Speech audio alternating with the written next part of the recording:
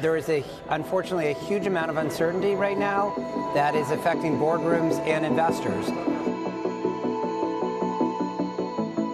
Chair and CEO Peter Orszag, also OMB Director under President Obama, recently co-authoring an opinion piece in the Council on Foreign Relations magazine about energy addition. Peter, thank you. We're going to get to all that in just a second. Listen, you're a finance guy too. Markets are getting destroyed. Can I just get your take on what's happening with the stock market before we dive into the energy stuff? Yeah, I think this is pretty simple, which is the underlying fundamentals of the economy are really strong. There is unfortunately a huge amount of uncertainty right now that is affecting boardrooms and investors. And I think people could understand tension with China. It's Canada, Mexico, and Europe that is confusing. So the good news is this is a choice. If those issues were resolved in the near term, the underlying fundamentals are really strong. I think we'll get back to a much more auspicious market and economy. If this level of uncertainty persists, it's really damaging to confidence and therefore to business investment, M&A, et cetera. I know you're not a market maker in Palantir or any of those AppLovin or any of those stocks, but I'm sure you and your team watch them. How much of this sell-off do you think is related to tariffs and uncertainty?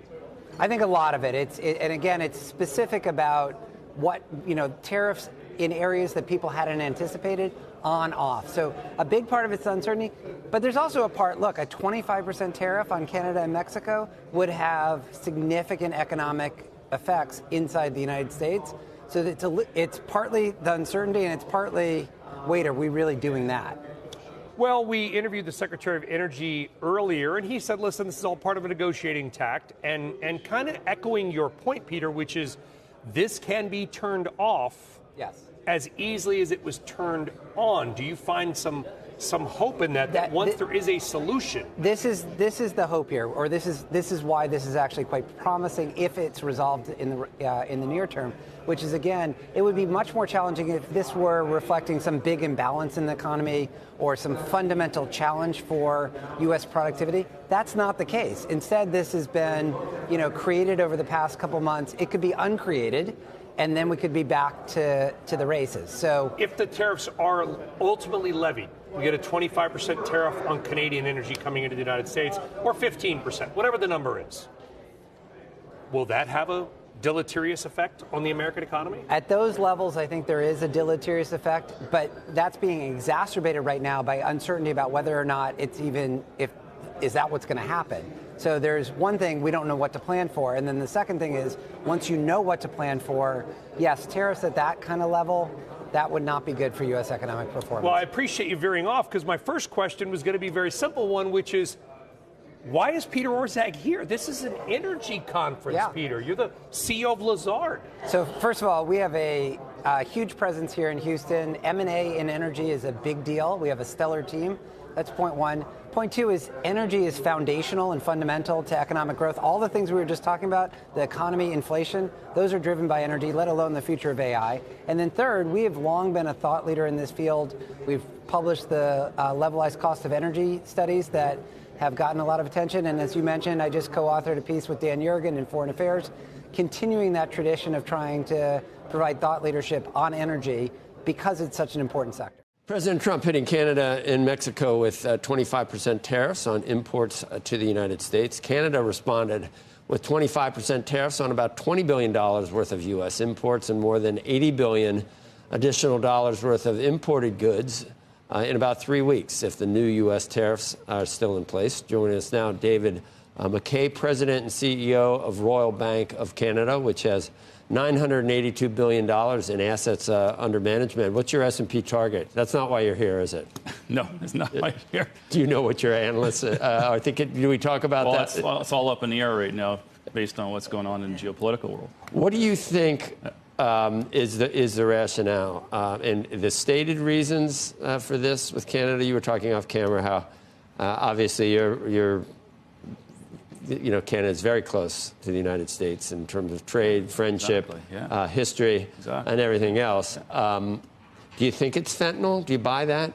That it has to do with that? That seemed like a talking point to you. To your point, fentanyl is an issue on both sides of the border. And there's some borders where, on per capita basis, more Canadians are dying from fentanyl. So it is absolutely an issue on both sides the border, and we've got to do everything we can, whether it's in the financial services sector, on anti-money laundering, or just at the border, making sure it doesn't cross. And I think Canada's done a good job in responding to that, as has Mexico. But I think the bigger issue here is trade, obviously. And the president signaled a U.S. that wants to be a little more isolationist, it feels, and they make more in America. And I think, to me, that just runs contrary to what 100 years of success in America is: the multilateralism, the trade, leveraging the strengths around itself, and that draws capital into the U.S. as the kind of the center of innovation and center of capital. So this playbook that we're running, we haven't run before, and I think it's risky for sure, and the markets are reacting that way. I mean,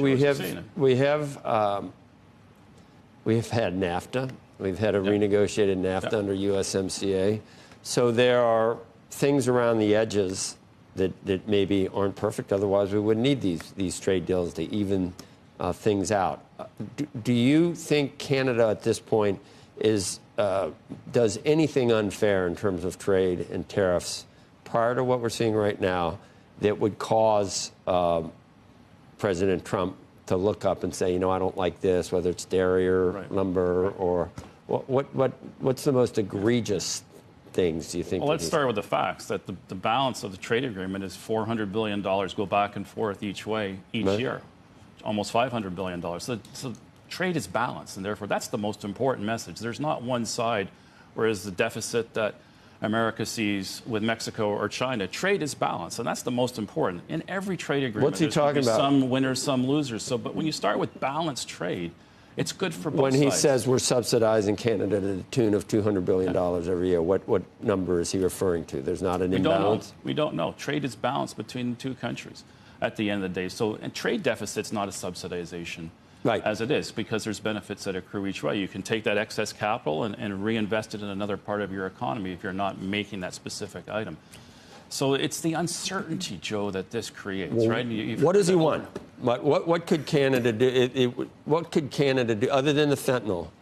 What do you think he wants to hear from Canada that I don't know? They're going to move some factories in Canada down into the United States, or it's not Canada's choice to do that. It's no. Canada supplies 25% of the oil consumption in the United States, 25% of the uranium consumption. As we think about electrifying our economy and growing, you've got to rely on your most trusted partners like Canada to supply you with it. It's too inflationary. It's too expensive to create that. And yesterday, I just had a discussion with a global mining CEO in Asia. And we talked about the tariffs and whether he would put long-term capital based on the tariffs. He said, I can't make a 15-year decision on the basis of potentially tariffs for 4 years. So when you think about even trying to attract capital in to build smelters, to build these capabilities, whatever sector it happens to be in, that is not a proven strategy as well. So what do I think Canada can do here? We can renegotiate the parts of the USMCA that aren't working, whether it's dairy or other small, they're tweaks to the overall. When you're in balance, you're not going to make material change, but certainly I think the country's open to looking at it both ways and trying to see if there's a way to improve it. Certainly willing to accelerate that on the scale that we talked about. There are long-term decisions that are going to have to be made. And I guess I wonder from Canada's perspective, seeing the U.S. as a long-term ally and good friend, where you have been sending us so much of our oil, you all haven't done things like build pipelines so that you could send it elsewhere. Is that changing at this point? Is that a long-term funding that you think Canada is going to put toward? Great question. So in the category of let's not let a crisis go to waste. So Canada hasn't been able to do some of the bigger investment projects, get them approved through our processes, and we are determined to do that. So this is a wake-up call for the country. We are not going to let this crisis go to waste. So one option for us and one opportunity is interprovincial trade barriers. Within our own provinces, we have barriers to trade. We're going to get rid of that. That's $200 billion of economic growth for us. We have to get more pipelines to the West Coast, to Asia. Our LNG is needed there. Just completed TMX, and a lot of that is actually going into U.S. refineries, but that can also go to Asia. So there's other markets for our uranium, our rare earth minerals, our LNG, our oil, our potash, like just significant investments in potash. 25% of that potash is consumed by U.S. farmers. At the end of the day, if you're going to grow more food, you're going to need that potash. You can't do it all yourself. So you need partners, and I think that's what's made America great over the last 100 years is building these multilateral partnerships around the world that's allowed you to focus on what you do best and let us provide resources, content, tech, whatever we happen to sell to the U.S. I think there's a reason for it at the end of the day. There's a reason Americans reach into Canada. I think Trump thinks that Trudeau is too woke, too. I think it just makes him mad. And what's going to happen in Turkey? I know, his popularity is not great north of the border either at this point, is it?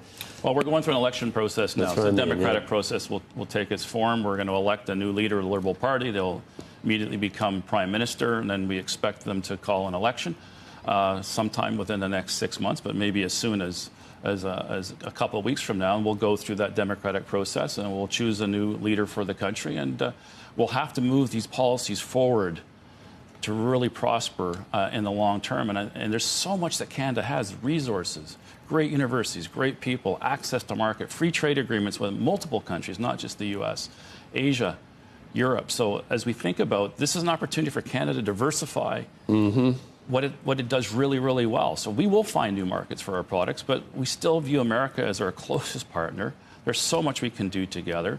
I think we're stronger together. We've proven that for 100 years. That model works. Yeah. And I don't think we should disrupt that.